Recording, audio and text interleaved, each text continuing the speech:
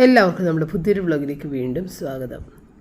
ഇന്നിപ്പോൾ രാവിലെ ഞാൻ കിച്ചണിലെ ജോലികൾ കുറച്ചൊന്ന് തീർത്തിട്ടാണ് വോയിസ് ഓവർ കൊടുക്കാനിരുന്നത് കേട്ടോ. അപ്പോൾ തുണികളൊക്കെ വാഷ് ചെയ്യാനായിട്ടിട്ട് പിന്നെ പുറത്തൊക്കെ നോക്കി നല്ലിരുട്ടാണ് എല്ലായിടത്തും. 5 മണിയൊക്കെ അല്ലേ ആയിട്ടുള്ളൂ. കുറച്ചധികം ചോറ് ചൂടാക്കാനുണ്ടായിരുന്നു. അതുകൊണ്ടാണ് ആദ്യം തന്നെ കിച്ചണിലേക്ക് ഞാൻ വന്നത്. കുറച്ച് താമസിക്കും തോറും ചോറ് പഴകുമല്ല, അപ്പോൾ അത് ഉണ്ടാകാതിരിക്കാനാണ് രാവിലെ തന്നെ കയ്യോടെ അത് ചൂടാക്കി വെക്കാമെന്ന് വിചാരിച്ച് 5 മണിയായപ്പോൾ തന്നെ ഓടി വന്നിട്ടത് ഓൺ ചെയ്ത് വെച്ചിട്ടാണ് മറ്റുള്ള കടല കഴുകാനൊക്കെ പോയത്. അപ്പോൾ നേരം കൊണ്ട് ചോറ് ചൂടായി വന്ന് അത് വാർത്തിട്ട് പിന്നെ കടല തലേന്ന് കുതിർക്കാനായിട്ട് ഇട്ടിട്ടുണ്ടായിരുന്നു. അതും വേവിക്കാനായിട്ട് വെച്ച് കഴിഞ്ഞാൽ അത് വെന്തിരുന്ന് കഴിഞ്ഞാൽ പിന്നെ എനിക്ക് യൂട്യൂബ് വർക്ക് ചെയ്ത് കഴിഞ്ഞ് വന്നിട്ട് കറി ഉണ്ടാക്കിയാൽ മതി. അല്ലെന്നുണ്ടെങ്കിൽ കുറച്ച് ലേറ്റായി പോകും. കറിയൊക്കെ ഉണ്ടാക്കി വെച്ചിട്ടാണ് യൂട്യൂബ് വർക്കിന് ഇരിക്കണമെന്ന് വെച്ച് കഴിഞ്ഞാൽ ലേറ്റായി പോകും. കാരണം ഈ വെളിച്ചമൊക്കെ വരുന്നതിന് മുമ്പ് തന്നെ ഞാൻ വോയിസ് ഓവറൊക്കെ ഒരുവിധം തീർക്കും. അല്ലെന്നുണ്ടെങ്കിൽ എല്ലായിടത്തും പാട്ട് വെക്കലും ശബ്ദങ്ങളൊക്കെ ആയിപ്പോവും. പിന്നെ നമുക്ക് വോയിസ് ഓവർ കൊടുക്കുമ്പോഴത്തേക്കും ഒരു ഡിസ്റ്റർബൻസാണ്. ആ പാട്ടിലേക്കൊക്കെ എൻ്റെ ശ്രദ്ധ പോകും. അങ്ങനെയൊക്കെ അതുകൊണ്ട് വോയിസ് ഓവറെല്ലാം കൊടുത്തു കഴിഞ്ഞിട്ട് വന്നിട്ടാണ് സാധാരണ ബ്രേക്ക്ഫാസ്റ്റ് ചെയ്യുന്നത് കേട്ടോ. അപ്പോൾ ഇന്ന് ഏതായാലും കടലയും വേവിച്ച് വെക്കാം, പുട്ടിൻ്റെ പൊടി നനച്ച് വെക്കാം. കുറേ അധികം നാളായിട്ട് ആ ഒരു പാക്കറ്റ് 1/2 കിലോൻ്റെ പാക്കറ്റ് അങ്ങനെ ഇരിക്കുന്നതാണ് കടല. വെള്ളത്തിലിടാൻ മറന്നു പോകും. അതുകൊണ്ടാണ് പിന്നെ അത് എടുക്കാനായിട്ടും വൈകുന്നത്. അപ്പോൾ ആദ്യം നമ്മൾ ഏതായാലും നടയിൽ പോയി പ്രാർത്ഥിച്ചിട്ടൊക്കെ തന്നെയാണ് അടുക്കളയിലേക്ക് കയറുന്നത്. പക്ഷേ അങ്ങനെ വീഡിയോ ഒന്നും എടുത്തിട്ടുണ്ടായിരുന്നില്ല. അത് കഴിഞ്ഞിട്ടാണ് വന്നിട്ട് ഇപ്പോൾ വീഡിയോ ഒക്കെ എടുത്തത് കേട്ടോ. അപ്പോൾ പപ്പ എഴുന്നേറ്റിട്ട് ഇത് മുറ്റം നനക്കാനുള്ള പരിപാടിയിലേക്കൊക്കെ അവിടെ ഹോസൊക്കെ കണക്ട് ചെയ്യുന്നുണ്ട്. എനിക്ക് ഭയങ്കര മടിയുള്ള കാര്യങ്ങളാണ് കേട്ടോ. ഈ മുറ്റം നനക്കാനുള്ള ഹോസ് കണക്ട് ചെയ്യുക ഭയങ്കര ലെങ്ത്താണ്. അതിങ്ങനെ പുറകിൽ നിന്ന് വലിച്ച് കൊണ്ടുവന്നിട്ട് പിന്നെ അത് ഫോൾഡ് ചെയ്ത് അങ്ങനെ തന്നെയൊക്കെ വെക്കുക. അതൊക്കെ എനിക്ക് ഭയങ്കര മടിയുള്ള കാര്യമാണ്. പപ്പയ്ക്ക് ഭയങ്കര ഇൻട്രസ്റ്റുള്ള കാര്യമാണ്. അതുകൊണ്ട് പപ്പയ്ക്ക് ഇൻട്രസ്റ്റുള്ള കാര്യങ്ങൾ പപ്പ ചെയ്യും. അപ്പോൾ എല്ലാ കാര്യങ്ങളും ഏകദേശം തീർന്ന് ഇനി ആ കുക്കറൊന്ന് ഓഫ് ചെയ്താൽ മതി. അപ്പോൾ കുക്കർ ഭയങ്കര സിമ്മിലിട്ടിട്ട് ഞാൻ വോയിസ് ഓവർ കൊടുക്കാൻ വേണ്ടി ഇരിക്കുന്നതാണ്. കുറച്ചധികം നേരം കഴിഞ്ഞിട്ട് വന്നിട്ട് ഓഫ് ചെയ്താൽ മതി. അത്രയും നേരം കടല നല്ല രീതിയിൽ കിടന്ന് വേഗട്ടെ എന്ന് തന്നെ വിചാരിച്ച്. അപ്പോൾ ഞാൻ പപ്പയുടെ പാട്ട് കേട്ടാണ് വന്ന് നോക്കിയിട്ട്. അപ്പോൾ പാട്ട് പാടിക്കൊണ്ടാണ് പുള്ളി ഇവിടെ വെള്ളം നനച്ചുകൊണ്ടിരിക്കുന്നത്. അപ്പോൾ ഞാനത് ഇത് മ്യൂട്ട് ചെയ്തിട്ടാണ് സംസാരിക്കുന്നത്. അങ്ങനെ വോയിസ് ഓവർ കൊടുക്കാൻ വേണ്ടിയിട്ട് വരുമ്പോൾ ഈ റൂബി കൊച്ചിൻ്റെ ഒരു സ്വഭാവമാണ്, ഇങ്ങനെ തിരിഞ്ഞ് കിടക്കും. എന്നിട്ടാണ് കൂർക്കം വലിച്ചങ്ങോട്ട് ഉറങ്ങാൻ തുടങ്ങുന്നത്. ഞാനിവിടെ ഇരുന്നിട്ട് തൊട്ടരികിൽ ഇരുന്നിട്ടാണ് വോയിസ് ഓവർ കൊടുക്കുന്നത്. അപ്പോൾ ആ കൂർക്കമ്പിലേക്കാണ് നിങ്ങൾ മിക്കവാറും കേൾക്കണം. ഇപ്പോൾ അങ്ങോട്ട് തിരിഞ്ഞാണ് കിടക്കണം, അതുകൊണ്ട് കുഴപ്പമില്ല. അല്ലെന്നുണ്ടെങ്കിൽ നമ്മുടെ ഫോണിലേക്ക് ഇങ്ങനെ മുട്ടിയിരിക്കുവാണ്. അപ്പോൾ നല്ല ശബ്ദത്തിൽ കൂർക്കമ്പലി കേൾക്കാൻ പറ്റും കേട്ടോ. അങ്ങനെ കുറച്ച് നേരം ഇത് വീഡിയോൻ്റെ വർക്ക് കുറച്ചധികം നേരമുണ്ട്.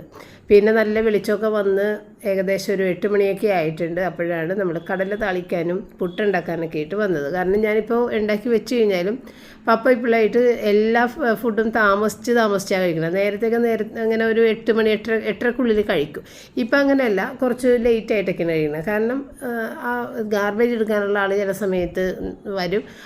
അതുമല്ലെന്നുണ്ടെങ്കിൽ പപ്പയുടെ ഫ്രണ്ട് രാവിലെ അങ്ങനെ വരും. അപ്പോൾ അതെല്ലാം കഴിഞ്ഞിട്ട് നമ്മൾ കഴിക്കാനിരിക്കുമ്പോഴായിരിക്കും ഇതൊക്കെ വരുന്നത്. അപ്പോൾ കഴിയിട്ട് ഓടണം. അപ്പോൾ അതുകൊണ്ട് പപ്പ ഇതെല്ലാം കഴിഞ്ഞിട്ട് കഴിക്കുക എന്നുള്ള രീതിക്ക് അങ്ങനെ നോക്കി. ഒന്നാമത് ഞാൻ നൈറ്റ് ഡ്രസ്സ് കൊടുത്തിട്ടായിരിക്കുള്ളൂ രാവിലെ ആ സമയത്ത് നിൽക്കുക. അപ്പം ഞാനായിട്ട് പുറത്തേക്ക് ഇങ്ങനെ ഇറങ്ങി ചെല്ലില്ല. അപ്പോൾ പപ്പ തന്നെയാണ് പുറത്തേക്ക് പോകുന്നതൊക്കെ. അപ്പോൾ അതുകൊണ്ട് പപ്പ എല്ലാം കഴിഞ്ഞിട്ട് ഏറെക്കുറെ 9:30 മണി 10 അടുക്കുമ്പോഴായിരിക്കുള്ളൂ ബ്രേക്ക്ഫാസ്റ്റ് കഴിക്കാനൊക്കെ വരുന്നത് കേട്ടോ. അപ്പോൾ അതുകൊണ്ട് എനിക്കിപ്പോൾ ഭയങ്കര തിരക്ക് പിടിച്ച് ചെയ്യണമെന്നൊന്നുമില്ല. അങ്ങനെ ഈ തക്കാളിയും സവാളയും പച്ചമുളകും വെളുത്തുള്ളിയൊക്കെ ഇട്ടിട്ട് നമ്മുടെ കടല വേവിക്കുന്നതാണ് നല്ലത്. പക്ഷേ നമുക്ക് ഒരു പകുതിയിൽ താഴെ കടലെടുത്താൽ മതി. ഇപ്പോൾ ബാക്കി ഫ്രിഡ്ജിലേക്ക് വെക്കണം വെന്തത്. അതുകൊണ്ടാണ് പിന്നെ ഞാൻ അങ്ങനെ ഇട്ടിട്ട് വേവിക്കാത്ത, വെറുതെ ഉപ്പിട്ടിട്ട് വേവിക്കണത്. അല്ലെന്നുണ്ടെങ്കിൽ എനിക്കതെല്ലാം കൂടിയിട്ട് വേവിക്കുന്നതാണ് ഇഷ്ടം. അതാകുമ്പോൾ ഇത്തിരി എളുപ്പവുമാണ്. അത് നല്ല വെന്ത് ഉടഞ്ഞ് കിടക്കും. ഇതിപ്പോൾ ഇതിനകത്ത് കിടന്നിട്ട് ഇനി വേകണം. അപ്പോൾ മൂടി വെച്ചിട്ട് കുറച്ചധികം നേരം തന്നെ മൂടി വെച്ച് വേവിക്കും കേട്ടോ. അപ്പോഴേക്കും മസാലയൊക്കെ പിടിച്ച് ആ തക്കാളിയൊക്കെ ഒന്ന് വെന്തുടഞ്ഞൊക്കെ വന്നോളും. അങ്ങനെ അത് വെച്ച് കഴിഞ്ഞതിന് ശേഷം പിന്നെ ഉടനെ തന്നെ പുട്ടുണ്ടാക്കാൻ നിൽക്കുക. അപ്പോൾ കറി അവിടെ ആവുന്ന സമയത്ത് പുട്ടും ഒപ്പമായി വരും. അപ്പം നമ്മൾ തേങ്ങ ചിരണ്ടി വെച്ചേക്കണോണ്ട് ഇത്തിരി എളുപ്പമുണ്ട്. ഇനി ഒരു പാത്രത്തിൽ അധികം തേങ്ങ വേറെയും ഉണ്ട് കേട്ടോ. ഇതതിന് മുൻപ് ചിരണ്ടി വെച്ചതാണ്. അപ്പോൾ തേങ്ങ കൊത്തുണ്ടല്ലോ, കുറച്ച് കട്ടിയുള്ള തേങ്ങ കൊത്തുകളൊക്കെ ഉണ്ടെങ്കിൽ ഞാനിതിനകത്തേക്ക് ഇടും. പപ്പക്ക് ഭയങ്കര ഇഷ്ടമാണ് പുട്ടിൻ്റെ കൂടെ അത് ഇങ്ങനെ പ്രത്യേകം എടുത്ത് കടിച്ച് തിന്നാനൊക്കെ ഭയങ്കര ഇഷ്ടമാണ്. ഇപ്പോൾ തേങ്ങ പൊട്ടിച്ച് കഴിഞ്ഞിട്ടുണ്ടെന്നുണ്ടെങ്കിലും പപ്പനെ കൊണ്ടാണ് പൊട്ടിപ്പിക്കുന്നതെങ്കിൽ പപ്പ അതിനകത്ത് നിന്ന് കത്തിയോട് കുത്തി കുറച്ച് പീസസ് എടുത്ത് കഴിക്കും കേട്ടോ. എന്നിട്ടാണ് ഞാൻ ചേരേണ്ടത്. ഭയങ്കര ഇഷ്ടമാണ്. ചെറുപ്പം മുതലേ ഉള്ള ശീലം ഇപ്പോഴും പപ്പ തുടർന്ന് പോകുന്നുണ്ട്. പണ്ട് കുട്ടിക്കാലത്തില്ലേ നമ്മളിങ്ങനെ തേങ്ങ കൊത്തൊക്കെ എടുത്ത് കഴിക്കുക, അത് പപ്പയ്ക്ക് ഇപ്പോഴും ഭയങ്കര ഇഷ്ടമുണ്ട്. അപ്പം ഞാൻ ഇത്തിരി വേപ്പില വറുപ്പിച്ചതാണ് റയനെ കൊണ്ട്. അപ്പോൾ അതിൻ്റെ പൂവാണിത് വേപ്പിലട. ഇന്ന് വരെ ഞാൻ ഈ പൂവും മണത്ത് നോക്കിയിട്ടില്ല. ഇന്നിപ്പോൾ കണ്ടപ്പോൾ ഭയങ്കര ഒരു പൂച്ചണ്ട് പോലെ തോന്നി കേട്ടോ. അപ്പോൾ വെറുതെ ചുമ്മാ ഒന്ന് മണത്ത് നോക്കിയാണ്. അപ്പോൾ ഇത് നേരത്തെ നിങ്ങൾ മണത്ത് നോക്കിയിട്ടുണ്ട്? ആരെങ്കിലും വേപ്പിൻ്റെ പൂവ് മണത്ത് നോക്കിയിട്ട്? ഞാൻ ഫസ്റ്റ് ടൈമാണ് ഇന്ന് മണത്ത് നോക്കണത്. എനിക്ക് കിട്ടിയത് ഒരു അരിമുല്ലയുടെ മണമാണ്.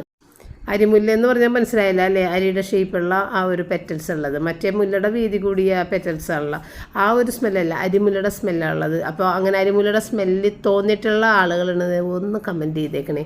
ഇവിടെ പപ്പനെ മണിപ്പിച്ചപ്പോൾ പപ്പ പറഞ്ഞത് എന്താണ് ജമന്തിയുടെ മണമാണ് എന്നൊക്കെയാണ് പപ്പ പറഞ്ഞത് കേട്ടോ. പക്ഷേ എനിക്ക് നല്ല കറക്റ്റ് അരിമുല്ലയുടെ മണമാണ് തോന്നിയത്. അപ്പം നമ്മുടെ പുട്ടൊക്കെ റെഡിയായി. ആ സമയത്ത് ഷാജി മീനും കൊണ്ടുവന്ന്. അപ്പോഴും പപ്പ തന്നെ പോയി മേടിച്ചു. ഞാൻ ഇത്ര നേരമായിട്ടും ഡ്രസ്സ് മാറ്റിയിട്ടുണ്ടാകുന്നില്ല, കുളിച്ചിട്ടുണ്ടാകുന്നില്ല. അപ്പോൾ മീനുകൾ അങ്ങനെ തലയും കുത്തി നിൽക്കണ എന്താണെന്നൊക്കെ റയൻ വന്നിട്ട് ചോദിച്ചേട്ടാ, എന്താണ് മമ്മി മീനിൻ്റെ ചുണ്ടൊക്കെ ആകെ നാശവുമല്ല, തലയും കുത്തി കുറേ നേരമല്ല അവർ നിൽക്കണേന്നൊക്കെ എൻ്റെ അടുത്ത് വന്നിട്ട് തമാശയൊക്കെ പറയുന്നുണ്ട്. അപ്പോൾ ഞാൻ പറഞ്ഞു അത് ആ മീനിങ്ങനെ രണ്ടും ഡിവൈഡ് ചെയ്ത് ഇങ്ങനെ വെക്കാൻ വേണ്ടിയിട്ട് വെച്ചെന്നേ ഉള്ളൂ, അല്ലെങ്കിൽ ഒന്നിച്ച് കിടക്കണ്ടല്ലോ എന്ന് ചോദിച്ചിട്ട്. അപ്പോൾ ചാളയും അയിലയൊക്കെ മേടിച്ചിട്ടുണ്ട്. അയിലയും ചാളയും രണ്ടും ഒരു വില തന്നെയാണ്. 300 രൂപയാണ് ആ ഓരോ ഇതിനും. 1 കിലോയിൽ കൂടുതലുണ്ടെന്നാണ് പറയുക. 1 കിലോക്ക് 300 രൂപയാണെന്ന് പറഞ്ഞു. അപ്പോൾ നമുക്കിങ്ങനെ തൂക്കുന്ന ഒരു പരിപാടി ഇല്ലാത്തത് കൊണ്ട് അങ്ങനെ ഒരു ഉദ്ദേശ കണക്കിലാണ് പറയണത്. അപ്പം 300 രൂപ വെച്ചിട്ട് 600 രൂപയുടെ മീനാണ് കണ്ടത്. പിന്നെ നമ്മുടെ റൂബി കുഞ്ഞിന് വയറുവേനെടുത്ത് അങ്ങോട്ടും ഇങ്ങോട്ടും ഓടി നടക്കുന്നുണ്ട് കേട്ടോ. അപ്പോൾ നമ്മൾ കാർമി സൈഡ് കൊടുത്തിട്ടുണ്ട് എങ്കിൽ തന്നെയും അത് ഫലിക്കാൻ കുറച്ച് നേരം പിടിക്കും. ആ നേരം കൊണ്ട് അവൾ പോയിട്ട് പുല്ലിങ്ങനെ തിന്നുകൊണ്ടിരിക്കും കേട്ടോ. അപ്പോൾ അങ്ങനെ പുല്ല് തിന്നുന്നുണ്ട്. അപ്പം ഞാൻ ഇനി മീൻ വെട്ടാനിരിക്കാൻ പോവുകയാണ്. പക്ഷേ എനിക്ക് മീൻ വെട്ടുന്നതിന് മുൻപ് എല്ലാം ക്ലീൻ ആക്കിയിട്ട് പുറത്ത് പോയിരുന്നിട്ട് മീൻ വെട്ടണം. അപ്പോൾ ഒന്നും ക്ലീനാക്കാതെ എല്ലാം ഇവിടെ ഇട്ടിട്ട് പോകണമെങ്കിൽ എൻ്റെ മീൻ വെട്ടലിന് ഒരു സന്തോഷം ഉണ്ടാവില്ല. എനിക്ക് ഭയങ്കര ഇഷ്ടമാണ്. അതിലും ചിലക്ക് വെട്ടണം എനിക്ക് ഭയങ്കര ഇഷ്ടമാണ്. പക്ഷേ അത് നല്ല ഹാപ്പി ആയിട്ട് ചെയ്യണമെന്നുണ്ടെങ്കിൽ എല്ലാം ക്ലീൻ ആക്കിയിട്ട് പോകണം. അപ്പോൾ അതുകൊണ്ട് ഞാൻ പെരക്കകം തുടച്ച് പിന്നെ മേശ കഴിച്ച ബാക്കിയുള്ളത് അത് ഇതൊക്കെ ഇട്ട് അതൊക്കെ കിടക്കുന്നതും എല്ലാം ക്ലീൻ ചെയ്ത് ടീപ്പോയിന്മേലുള്ള പൊടി തുടച്ച് അതിൻ്റെ സൈഡിൽ നമ്മുടെ ഭക്ഷണം കഴിക്കുന്ന അവിടെ ഒരു ചെറിയൊരു കബേർഡ് ഉണ്ടല്ലോ സൈഡിൽ, നമ്മുടെ പാൻട്രി കബേർഡ് എന്ന് പറയും. അതിൻ്റെ സൈഡ് അതിൻ്റെ അകത്ത് കുറച്ച് സാധനങ്ങൾ അതെല്ലാം മാറ്റിയിട്ടൊക്കെ ഒന്ന് തുടക്കണം. അവിടെയൊക്കെ പൊടി പിടിച്ചിട്ട് അങ്ങനെ ഇരിക്കുമല്ലെന്നുണ്ടെങ്കിൽ അപ്പോൾ അതെല്ലാം ദിവസവും തുടച്ചിടുന്ന ഒരു സ്ഥലങ്ങളാണ്.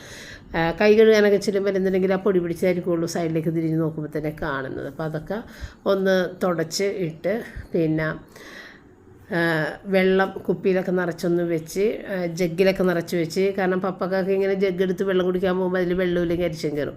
അതൊന്നും പറയൂല എങ്കിൽ തന്നെ എനിക്കറിയാം. അപ്പോൾ അതുകൊണ്ട് അതൊക്കെ ഒന്ന് ഓർത്ത് ഫില്ല് ചെയ്തൊക്കെ വെച്ചെല്ലാം റയൻ്റെ കുടിക്കാനുള്ള കുപ്പിയൊക്കെ ഒന്ന് നിറച്ച് വെച്ച്, അല്ലെങ്കിൽ റയൻ നിറച്ച് വെക്കും എങ്കിലും എനിക്കത് ചെയ്യണതൊരു തൃപ്തിയാണ്. അതുകൊണ്ട് ഞാനത് ഒക്കെ നിറച്ചൊക്കെ വെച്ചതിന് ശേഷം പാത്രങ്ങളും എല്ലാം കഴുകി ഇനിയാണ് മീൻ വെട്ടാൻ ഇരിക്കാൻ പോണത്. അപ്പോൾ സമാധാനമായിട്ട് മീൻ വെട്ടാൻ ഇരിക്കുക. ചോറൊന്നും വെക്കണ്ട, ചോറുണ്ട്.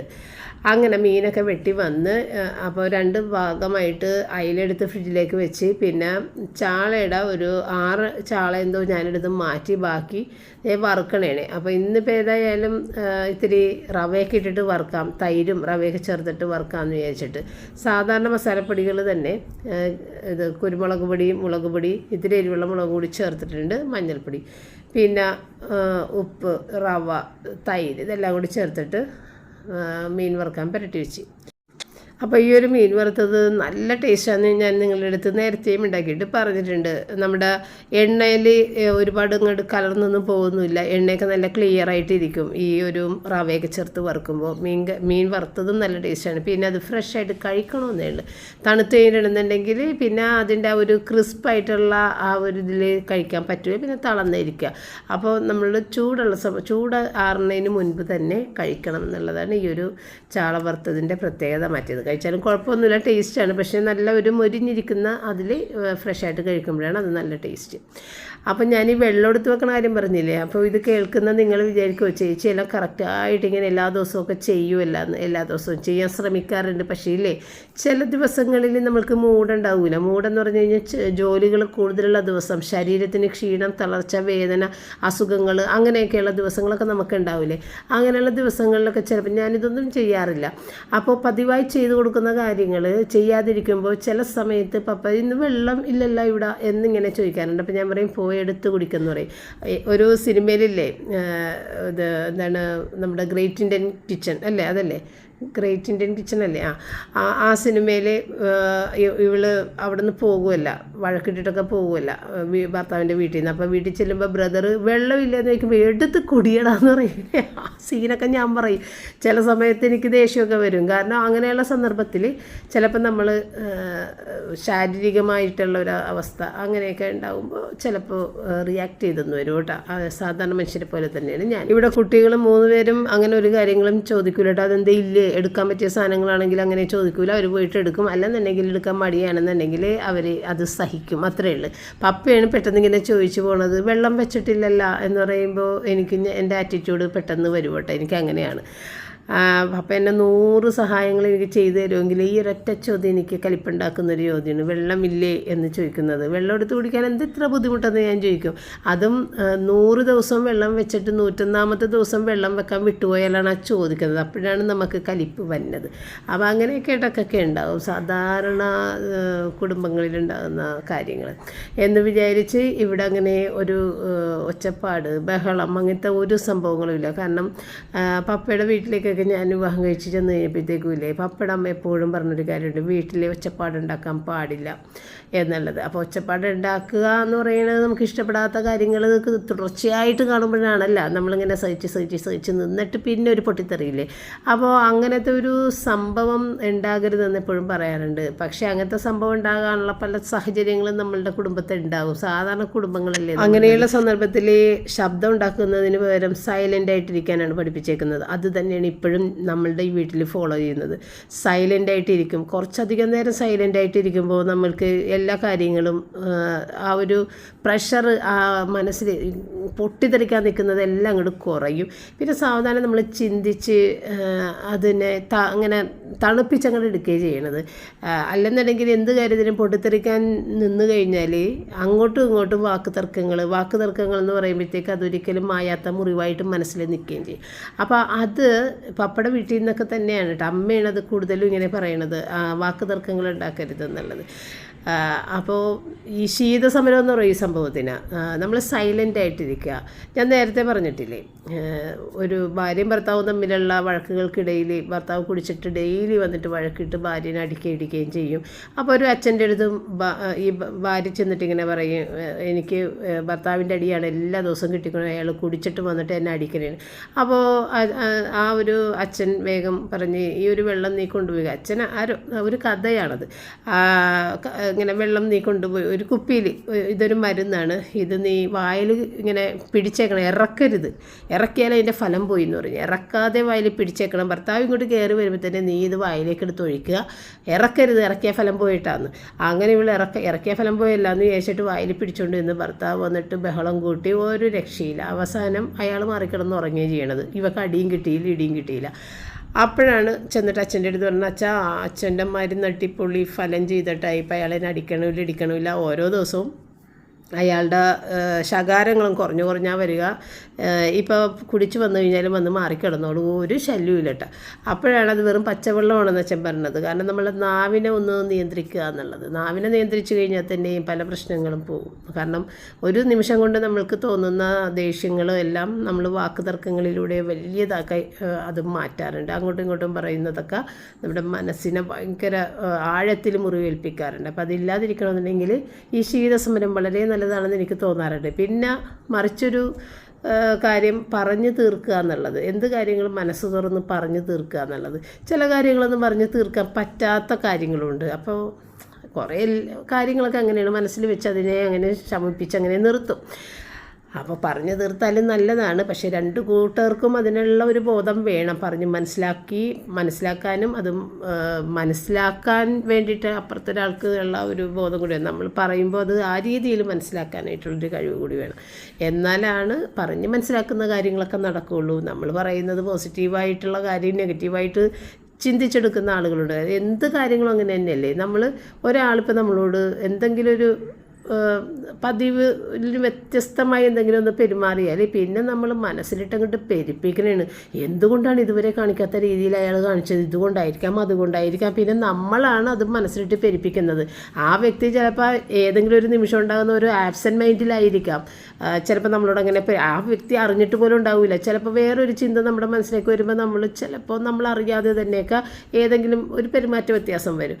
അയാൾ അറിഞ്ഞിട്ട് പോലും ഉണ്ടല്ലോ. പക്ഷേ ഇത് കണ്ട ആളുകൾ മനസ്സിലിട്ട് ഇങ്ങനെ പെരുക്കി വല്ലാത്തൊരു അവസ്ഥയിലേക്ക് നമ്മളുടെ മനസ്സിനെ കൊണ്ടുപോകും. അയാളോട് മാനസികമായ അകൽച്ച, വൈരാഗ്യം.